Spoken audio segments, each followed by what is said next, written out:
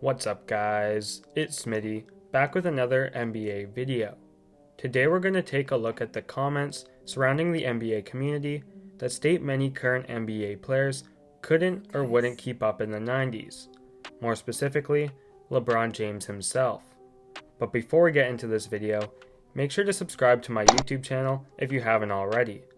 According to YouTube statistics, only a small percentage of my viewers are actually subscribed, so every one of y'all is much appreciated. I post all sorts of basketball related content on here, and I'd love to see you guys stay up to date on all my posts.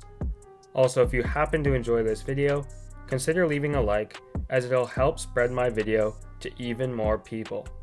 With that out of the way, let's get right into the video.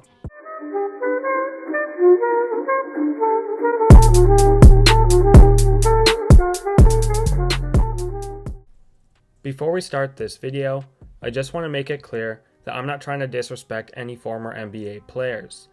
The fact is that the league has evolved from these players, and all current NBA players looked up to them in order to get better themselves.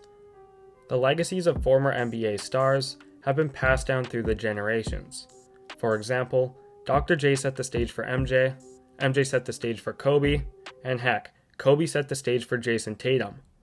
With this being said, it is very clear that current professional athletes are significantly superior to their predecessors in all sports.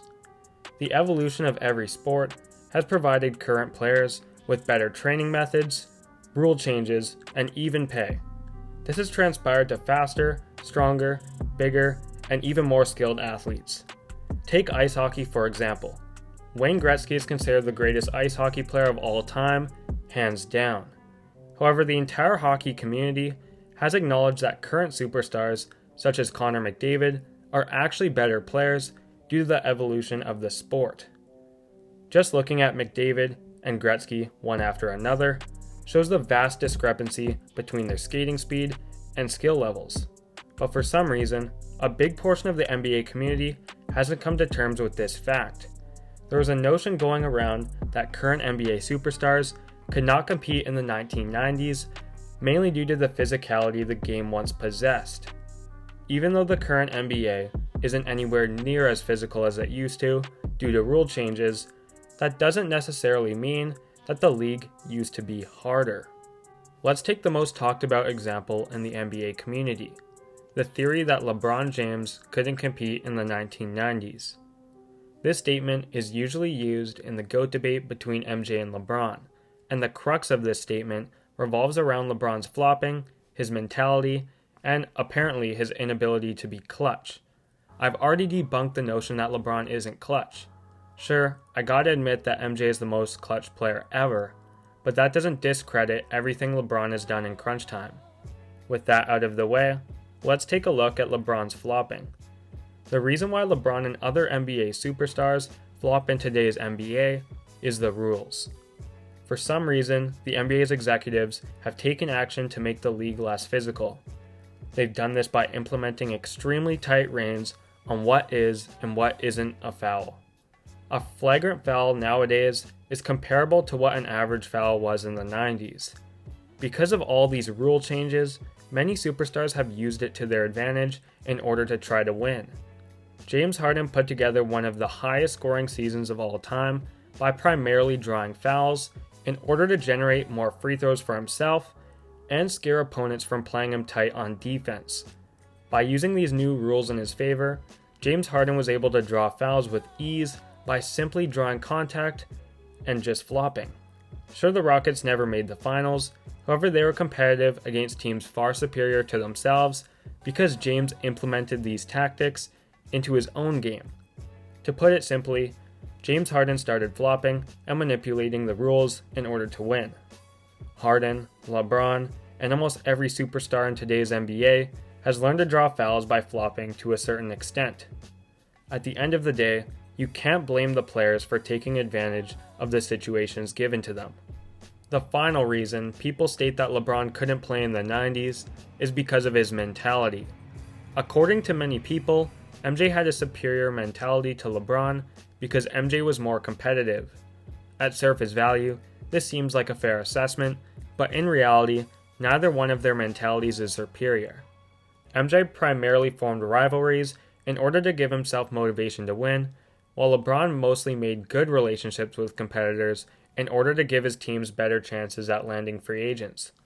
Both of these methods or mentalities serve great for each player's circumstances, and I believe they were both formulated by the situations and eras they were placed in. For example, back in the 90s, the media wasn't as prevalent as it is nowadays, so MJ was able to start more beef with opposing teams and players without getting punished or put in the limelight.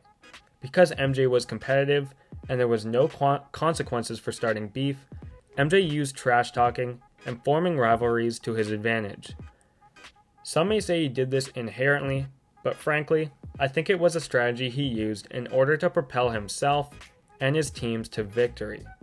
In LeBron's case, he entered the league on a team with no hope, and they were unable to land free agents year after year.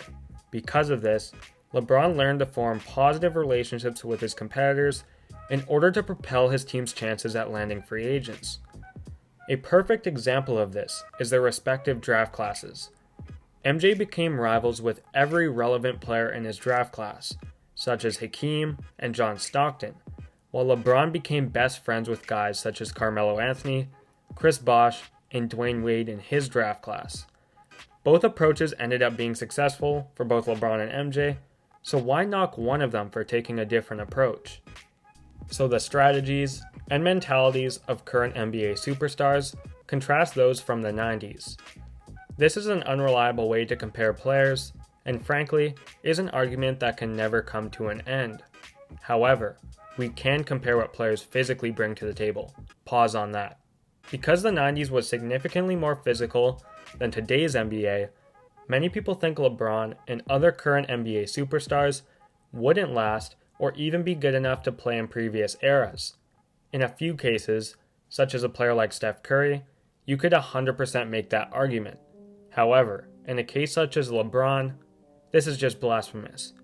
In fact, if LeBron played in the 1990s, I bet he would easily be the most well-rounded athlete in the NBA. What I mean by well-rounded is the athlete's ability to be elite in multiple physical categories such as height, weight, speed, and vertical jump. There was no player similar to LeBron's stature, speed, agility, and bounce back in the 90s. Comparing LeBron to the most abnormally built superstars in the 90s, LeBron is still a standout. Take Karl Malone for an example. Karl was seen as a freak of nature in the 1990s, which he was. Standing at 6'8", 257 pounds, Karl was a force to be reckoned with physically at the power forward spot. Heck, even the center spot. However, he only had a 28-inch vertical, which is way under today's league average. Not to mention, Karl Malone's conditioning, agility, and speed wouldn't be standout traits in today's NBA either. Comparing LeBron to Karl Malone, the most athletic forward of the 90s, LeBron simply outclasses him. LeBron is even taller, standing at 6'9", is 7 pounds lighter, but boasts a 40-inch vertical and is noticeably more agile and quick. This is not a knock to Karl Malone by any means, and he was a beast in the 1990s. He would still be a beast in today's NBA, but to look at LeBron and think he would not dominate physically is absolutely absurd. In The Last Dance, MJ talks about how physical the bad boy Pistons were and how Bill Laimbeer anchored the center position and made it impossible to get buckets in the paint. Well, let's take a look at the menace Bill Laimbeer himself. He's 6'9", 245 pounds, and has an 18-inch vertical, according to a Pistons coaching report. Sure, if I met Bill, he would probably be the biggest guy I've ever seen. But he has a similar build to LeBron, but without any hops or agility. If LeBron played in the 90s, he might honestly have been a powerhouse center for goodness sake. With that being said, what would LeBron have looked like back in the 1990s? Obviously, he would have never developed a three-point shot like he did in today's NBA, but that could potentially lead to him having more time to work on other parts of his game. Maybe LeBron develops a more consistent free throw. Maybe he develops a better post game. It's hard to be sure, but LeBron wouldn't lose any skill by switching eras. If anything, just transitioning his skill set to fit the strategies associated with the era he's playing in. Also, many people forget that LeBron grew up with a massive chip on his shoulder, since he never had a father figure, and lived in poverty during his early childhood. LeBron had to develop the mannerisms he has today because of the world we live in, but who's to say LeBron wouldn't have become a dirty player if he grew up in the 80s? Putting everything we've talked about into perspective, I've made assumptions on what LeBron might have been able to do if he played his career in the 90s. I lowered his three-point shooting to 30%, since that's what his rookie numbers were like, and he would have no use developing a three-point shot in the 90s. I also made a conservative estimate that he would have a 53 to 60% field goal percentage, considering he would be playing in the post significantly more and would be able to use his body to his advantage more due to the less restraining rules. Considering the different rules, LeBron may have actually become a defensive monster in the 90s, because he would be able to hand check anyone on the perimeter. That's not to say that he isn't a defensive monster in today's NBA, but man, he could have been really scary back in the 90s. I also assumed his free throw percentage would stay the same or get even better, anywhere from 75% to 80% for his career. The final thing I implemented was to give LeBron's teams more reliance on him than they've ever before. Because LeBron wouldn't have any superstar teammates like he did in today's NBA, and his competition wouldn't be quite as stacked. So with this being said, I gave him a similar shot tendency to MJ, which is about 23 field goal attempts per game. After doing some calculations with all of these conditions, I would estimate LeBron to average 32.2 to 35.7 points per game for his entire career, with similar assists to how he has now, which is about 7, 10 rebounds per game, 2.5 steals, and 2 blocks per game. Keep in mind that all of this is theoretical, and these numbers don't represent that much. Everything I use to calculate these stats is based on assumptions. The point is to illustrate that many current NBA superstars, such as LeBron, would hold their own or even thrive in the 90s.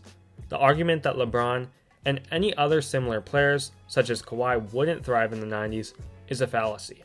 If anything, LeBron would have been a formidable rival to MJ at least, or maybe even better. Thank you guys so much for watching this far into the video. Let me know in the comments what you think about all of my assumptions. Also, if you enjoyed this video, consider leaving a like, as it will recommend this video to even more people. And if you like basketball, go ahead and subscribe to my YouTube channel, as I post very similar content to this all the time. Anyways, this is Smitty, signing off.